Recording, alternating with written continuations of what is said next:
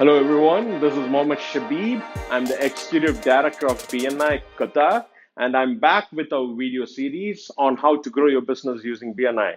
Now, before we continue, I want to tell you the most valuable educational tools you have within BNI is the BNI University, which is available at bniuniversity.com, the web address which is shown now, and Dr. Ivan Meissner's podcast, the official podcast, which again is shown down here, www.bnipodcast.com. Use these two tools to grow your business in BNI. And also, the kind of videos that we make is to take the practical application of whatever is being given to you to there. And one of the strategies that you can follow to take your business ahead, right? So, the important thing here is for you to start using one of these, because if you do not use one of these, you do not actually create the results. So, choose one, do it, try how you can take your business, and if you feel there are challenges, get back to us. We are here to help you out. Ask us for our advice, and we will surely reach out to you to help you on growing your business through BNI. So today, what we're going to focus on is something I call the sales triangle of your company. Okay, now all of us know that in BNI you need to come in as a pretty much a well established business, because when you get a referral, you should be capable of servicing it. You never know where your next $1 million referral is coming from, right? We have lots of stories where people speak about that unexpected referral, the referral which they never expected to get coming in. And thanks to the fact that they had a stable business, they were able to address it. So, how do you create the stability in your business? So, what I say is that the most important thing is that you need to divide your customers into at least three classifications. Okay, the basic being the bread and butter, the second one being the median customers that you are looking for, and the top customers that you're looking for. So, what is bread and butter? Now, any decent company, any company that has a sustainable sales plan and a growth plan should be having the mechanisms to generate their bread and butter sales within the company itself. So, this could be your sales team, this could be your social marketing, this could be your outreach program, whatever it is, the bread and butter has to come from within the company as much as possible, because that is what is going to let you meet the bottom line. But the bottom line of your business is where you overcome the expenses that is incurred in running the business, right? The median customers. So after the bread and butter, the median customers, they're not as regular, but they are there regularly. Maybe every week you get one of them, every fortnight you get one of them, maybe every month. But there should be a median customer every month. When you get a median customer every month, it contributes towards the top line. Now, what is the top line? The top line is basically the profit that the partners or the investors of the business want to take out. Now, you would have seen that a lot of people who are owners of the business, they keep on going on without focusing the top line. So, what is the value they're creating? They're not creating much value for themselves. So, I would advise any single owner business over here to really look at what is your bottom line and what is the top line. Now, the top line should not be confused with the salary you take from your business. It is the profit at the end of a quarter, at the end of a year, that you take out as profit, not as salary. Okay. So the median customers contribute to the top line. Now, who are the top customers? These top customers are the big, juicy, dreamy customers that you're looking for, right? Those customers that bring you a lot of revenue, a lot of profits, and make sense for you in order to keep dreaming about growing your business, right? The fact is, top customers don't come all the time. They come once in a blue moon, right? Usually, what we see is that top customer comes in once in a quarter, maybe once in 4 months, once in half year. In some businesses, it's even once in a year, right? So that's the kind of customers you are classifying as top customers.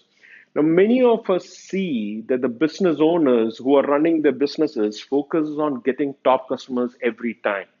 When they focus on getting top customers all the time, what they lose out on is the fact that top customers don't come too often. The bread and butter customers come every time. And if you're not able to sustain your business with the bread and butter, what happens? The bottom line is not met because you're not creating enough revenue. So, what every business owner needs to have is a holistic approach in terms of the viewpoint on what is the best mix of customers that they want. but it starts with classifying who's your customer. What classification can you put them in, right? Now, this is a very touchy area because there are a lot of definitions. Now, the best definition is your definition. For me, sometimes what I tell people is when it's service oriented, you should be looking at bread and butter as retainers. For example, for a lawyer should be looking at closing a minimum retainer of one retainer per week so that he is getting a bread and butter which brings in a basic income for his business, right? Median customer for a lawyer is a case which he has to go to court for and spend his time where he's able to create a good income from representing the organization or the individual in the court or under the law for taking care of the requirements that they have, right?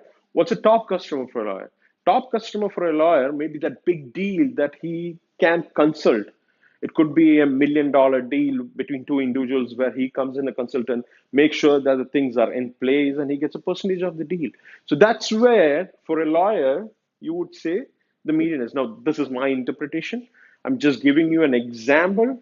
All those lawyers out there, please come up with your best mix. It is important for you to spend time defining where your bread and butter is, where your median is, and where your top is, right? Now, once you do this, when you come into BNI, what we say is you have to create stories about these three types of customers at least, right? Because a good approach in BNI to take ahead your focus on growing your business through referrals comes from helping your fellow members learn what a bread and butter customer looks like, what a median customer looks like, what a top customer looks like. So, an analogy that I use is when I walk into a room and I see a room with maybe 30 members in a chapter, 50 members, whatever the number, let's take 30 for now, 30 members in a chapter. I just don't see the 30 members. I see at least 200 chairs behind each of these members. And who are in these 200 chairs? In these 200 chairs are people that they like, they trust, and they have a relationship with on a first name basis. All of us have at least 200 people like this, right? So when you are sitting in a room with 30 members, you multiply 30 into 200. That's 6,000 people in the room. But are all the 6,000 people listening to you? No, it's the 30 people, right? And when you start describing a definitive person as a bread and butter customer for me is a small company that will use my services on a retainer basis for their legal advisors on a regular basis, right? And for such companies, I charge anything between so and so. So lawyer stands up and says this and describes his customer in more and more detail and what he can do. So important thing here, who is a customer? He describes that person in very big detail. He describes what he can do for them and then why he should be referred. So a lawyer says, listen, I have 50 customers of this sort, and this is the kind of testimonials I have from these customers for the retainers that I charge them. So the why is why you should be referred. What is it that you have as a credibility right now that will let us refer you to the who's you're looking for, right? And then if you make the ask, right, suddenly the people get activated because remember the 200 chairs? In these 200 chairs, the person sitting in the room, each and every person sitting in the room, starts searching these 200 chairs for what is similar to what has been just described, for a person similar to this. And when that is done, what happens? He stands up during the I have session and says, hey, lawyer, I have this guy sitting in my 50th chair who's just like the person you just described, and I can introduce you to him. I can refer him to you. Now, this is not how they say it, but this is the activity that takes place in people's minds when you do this in this way. So, an approach for you to take your business to the next level is identify your top customers, identify your median customers, identify your bread and butter customers. In BNI, for a year's membership, you get 50 weeks. That is, let's say 4 weeks a month, right? Into 12. If you look at the holidays, you get 11. But 4 weeks in a month, how do you want to mix up your presentation on who, what, why, in which area of the customers it is that you're looking to develop? Now, for example, I might be having challenges with bread and butter right now. So I want more bread and butter customers. So my approach, my preparation for the next 3 weeks would be to focus on describing to the members three different kinds of bread and butter customers that I'm looking for. And then in detail, I describe who, what, why, and make my asks. I'm guaranteeing you these members will step forward to help you because that is what the methodology says, givers gain. But the fact is, when you do this, you equip the members with enough knowledge to qualify customers for you and answer your asks in such a way they are able to generate reference. The most important thing here is we are not focusing on a laundry list of products and services. We are basically going counterintuitive. Now, one of the things that one of my coaches told me is that growth lies in being counterintuitive. Because when you go against expectations of people, they look up and they take notice of what you're saying because you're making them uncomfortable. And when people get uncomfortable, they want to get back to comfort, they want to help you. So, this is where using this methodology really helps you. So, focus on understanding what is your current client buildup, focus where you want to grow your business, which area, create the stories that you want to tell to these people, and then make your ask and grow your business in the definitive area that you want to do it. This is a great strategy. One of the strategies, there's a lot of them out there. As I said, use the tools in BNI University, BNI podcast. And the important thing is to start doing something, right? So take this as the first step from this point of time onwards to go ahead and grow your business in BNI. Wishing you all the best. Reach out to us if you need any further clarification. My email address is shabib@bni.qa and my phone number is also written down here in this video. Looking forward to meeting you in the next video. Wishing you all the best. Thank you.